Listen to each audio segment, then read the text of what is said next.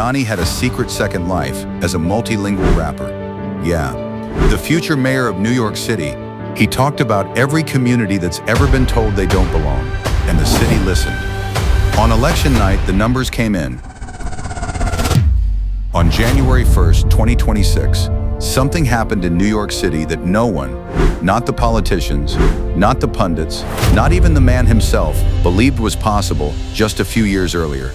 A 34-year-old democratic socialist walked up to the podium, placed his hand on an 18th century Quran copied in Ottoman Syria, and became the most powerful person in America's biggest city. New York's first Muslim mayor, its first African-born mayor, its first South Asian mayor, and its youngest in over a century. His name is Zohran Mamdani. And this is the story of how a foreclosure counselor and former rapper just took over the capital of capitalism, and why the establishment fought him every step of the way. To understand the victory, you have to go back to where it started. And it did not start in a political dynasty. Zohran Mamdani was born in 1991 in Kampala, Uganda. His mother is Mira Nair, the celebrated filmmaker behind Salam Bombay and Monsoon Wedding. His father, Mahmoud Mamdani, is a renowned scholar. Both are of Indian origin. They raised him in an interfaith, multicultural household. He grew up as a Shia Muslim, moving between Uganda, South Africa, and eventually New York City. But here's the part no one talks about. Before he was a politician, Mamdani had a secret second life as a multilingual rapper. Yeah, the future mayor of New York City used to write verses in English and Urdu, and according to his tax filings, he's still earning royalties from those tracks. But he walked away from the spotlight to do something quieter and harder. He became a foreclosure prevention housing counselor in Queens. For years, his job was to sit across from families about to lose their homes and fight to keep a roof over their heads. That's where the real Zohran Mamdani was built, not in a boardroom, in the trenches. In 2021, Mamdani made a decision that would define his career. He joined a hunger strike alongside New York's taxi drivers. These drivers had been crushed by predatory medallion debt, loans they were pressured into by banks, loans that left them drowning while the city looked away. Mamdani didn't just show up for a photo, he fasted with them. That hunger strike became the launchpad. He ran for the New York State Assembly and won. He was one of a new wave of democratic socialists, but he wasn't a slogan machine. He was a guy who had literally gone without food for taxi drivers. Then, in 2025, he made the move everyone called impossible. He ran for mayor of New York City. The odds? Absurd. He was going up against the political machine, a field that included former Governor Andrew Cuomo, running as an independent, and a Republican establishment desperate to stop him. The media dismissed him. The donors ignored him. So he built something they couldn't buy, a grassroots army. But as Mamdani surged, the attacks changed. They stopped being about his policies and started being about his faith. Opponents and commentators framed him as a radical, a jihadist, a threat. Researchers later called it strategic Islamophobia, a deliberate effort to turn his religion into a weapon. And this is the moment most candidates would have folded, hidden, apologized for who they are. Zohran Mamdani did the opposite.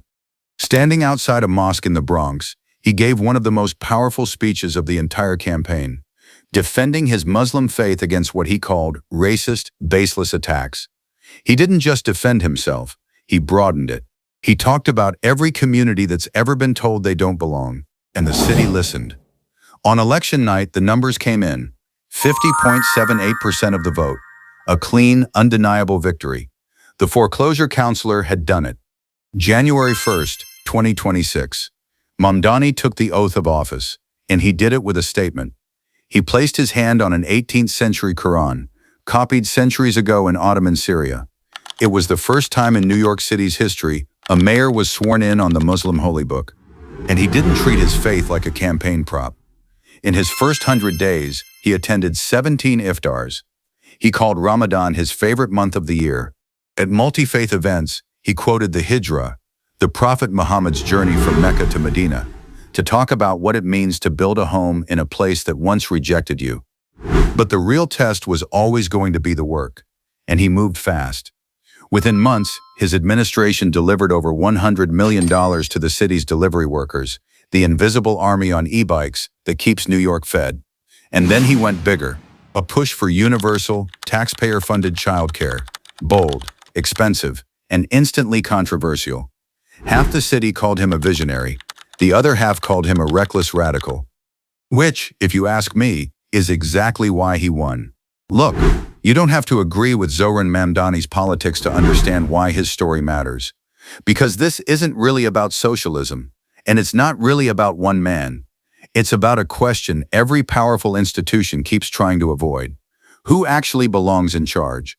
For most of New York's history, the answer looked a certain way. And on January 1st, 2026, that answer changed forever. A son of immigrants, a former rapper, a housing counselor, a Muslim, the mayor of the most expensive, ruthless city on earth. He called the job a profound honor and a responsibility. And whether he succeeds or fails, one thing is already certain. After Zohran Mamdani, the door that opened in New York City is never closing again. The establishment thought they could stop him. Instead, they made him inevitable. Now I want to hear from you. Is Zohran Mamdani the future of American politics? Or is his radical agenda about to run New York City into the ground? Let me know in the comments. If you want more deep dives like this, hit subscribe and turn on notifications. Because trust me, the Mamdani story is only getting started.